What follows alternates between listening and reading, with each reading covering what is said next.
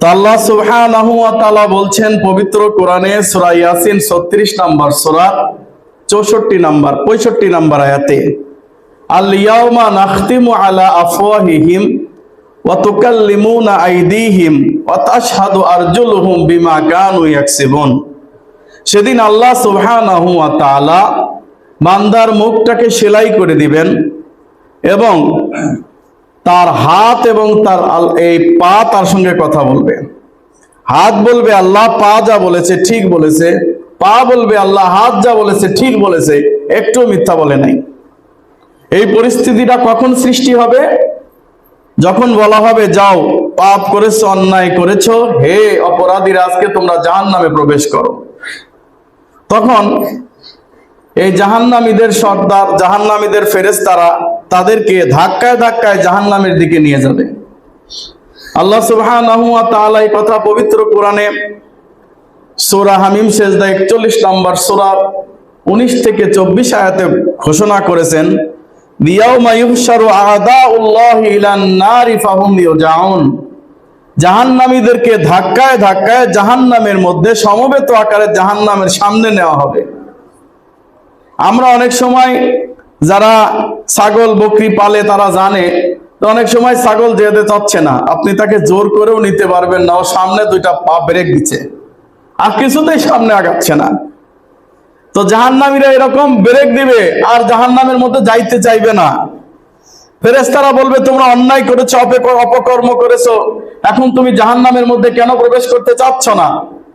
তখন তারা বলবে হে আল্লাহ আমরা কি এমন অপরাধ করেছি, আর অপরাধ করেছি তার প্রমাণ কি, দলিল কি? যতক্ষণ পর্যন্ত তুমি দলিল প্রমাণ উপস্থিত না করবে ততক্ষণ আমরা জাহান্নামে যেতে রাজি নাই।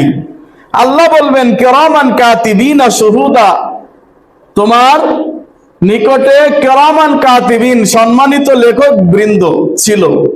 এটা বহু বছর, অনেকে বলেন কেরামিন এক কাঁধে আর কাতিবিন বলে আর এক কাঁধে, দুই কাঁধে দুই ফেরেশতা লিখতে আছে তারা ডায়েরি ইত্যাদি বলে থাকে মানুষ। এটা সম্পূর্ণ ভুয়া কথা।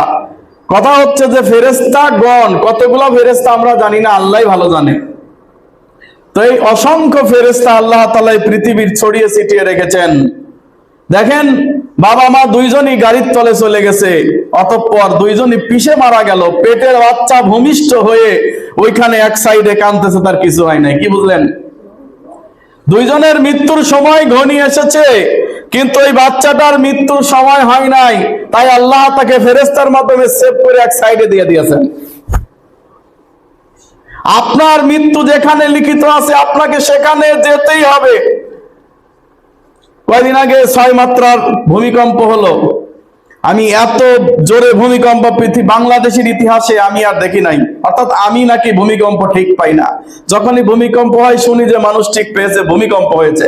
আমি বললাম কই, আমি তো ঠিক পাইলাম না। এই অবস্থা।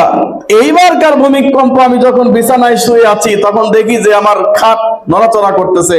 সম্ভবত আমি মনে করছি যে ভিতরে কিছু গেল নাকি চোখের নিচে, না একটু পর দেখি টিনের ঘরটা মনে হচ্ছে যে গাড়ি যেভাবে যায় এইরকম একটা শব্দ হচ্ছে। তাতে বুঝতে পারলাম হয়তো তেমন কিছু হয়েছে। আজকের ভূমিকম্পটা অনেক বড়ই মোটামুটি বাংলাদেশের জন্য। তো এত বড় ক্ষতি হয়ে গেছে বাংলাদেশের ঠিক পাই নাই। যখন মিডিয়াতে ঢুকলাম দেখলাম বাংলাদেশের ঢাকা সহ বিভিন্ন অঞ্চলে মানুষ ক্ষতিগ্রস্ত হয়েছে। অনেক বিল্ডিং একদম পড়ে যেতে গিয়ে আবার সোজা হয়ে দাঁড়াইছে। তো এই ভয়ে মানুষ এখন ঢাকা শহর ত্যাগ করে চলে যাচ্ছে গ্রামে। শুনলাম অনেকেই চলে যাচ্ছে গ্রামে। তো ভাই আপনার যদি মৃত্যু ঢাকা শহরে থাকে, আল্লাহকে আল্লাহর কসম করে বলি আপনাকে ওই দিনের জন্য হলে আল্লাহ ঢাকা নিয়ে আসবেন। আপনি জীবনে কোনোদিন ঢাকাতে আসেন নাই, জীবনে কোনোদিন আমেরিকায় যান নাই, কিন্তু আপনার যদি মৃত্যু নির্দিষ্ট থাকে আল্লাহ তাআলা ওই দিন আপনাকে যে কোনো অজুহাতে আপনাকে সেখানে নিয়ে আসবেন। অর্থাৎ যার যেখানে মৃত্যু লিখিত আছে সেখানে সে মরাই লাগবে, এতে কোনো সন্দেহ নাই। অতএব আল্লাহ সুবহানাহু ওয়া তাআলা যার যখন যত নির্দিষ্ট কাল দিয়ে রেখেছেন, এই নির্দিষ্ট কালের আগেও যেতে পারবে না, পিছেও যেতে পারবে না। আপনি ঘরে বসে থাকলেও মৃত্যুবরণ করবেন, আবার যদি আপনি রাস্তায় চলাচল করেন তবুও মৃত্যুবরণ করবেন, আপনি জিহাদের ময়দানে থাকলেও মৃত্যুবরণ করবেন, ঘরে থাকলেও মৃত্যুবরণ করবেন। মৃত্যু যখন আপনার চলে আসবে কেউ ঠেকাতে পারবে না।